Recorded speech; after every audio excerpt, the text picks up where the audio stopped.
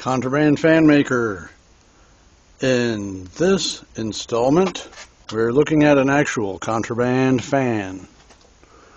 A contraband fan is one which I made or modified, and the reason it's contraband is because I have so many fans and air conditioning components sitting around my place that the city has upon occasion taken objection to it, and I got in trouble being cited for storing stuff. You can't have that there, you can't park that, you can't store that, you can't do that, so on and so forth. So, since the stuff's illegal, that qualifies it as contraband. And contraband is a controversial, attention-getting title, so I snagged on the opportunity. In any event, this contraband fan appears as if to be a Burnco, judging by the air vent pattern in the motor. It's a 3-blade, all metal, and I souped up the blade. I chose this fan because, looking at the blade, you can see the 4-rivet design indicates where the blade connects to the hub and indicating the width of the hub.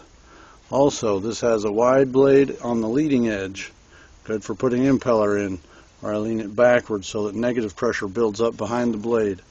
It also has a tall configuration in which anti-overload can be applied, bending the blade back toward the front so as to prevent spillover from air falling off the side of the blade under the influences of centrifuge forces.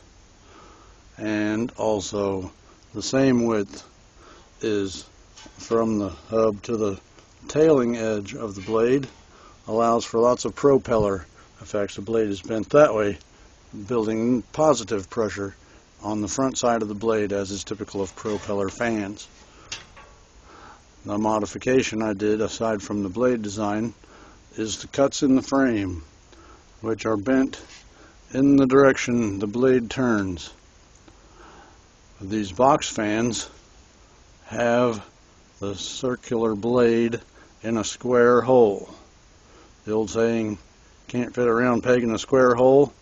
Well, you can't. But a glorious attempt was made by fan manufacturers. Of course, you can't hardly have a round frame because it'd roll away. So, my answer to this dilemma: vents, which stop air from swirling around in the corners and stop air from just being turbulent and inefficient. Air draws in through the vents and is picked up by the blade in its direction of travel. These vents are on 3 sides. I can't have them on the bottom side, of course, because when it's standing up, as it no longer does, that side is not accessible to airflow. Now, however, it is a circulator for my wood stove, which has numerous fans and pipes, and is a frightful looking thing that originally I got off the junk man's truck.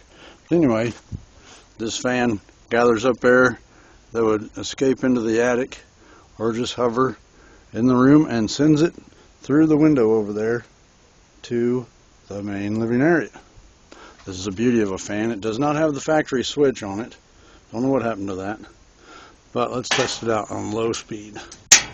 I'll put in a toggle switch. Blade modifications don't cause the motor to overload. This fan easily moves lots of air and does it quietly. There's low speed and a high speed, sending air over the wood stove into the living area, causing negative pressure in the room. At that side, air draws back in the door over the wood stove and through the fan.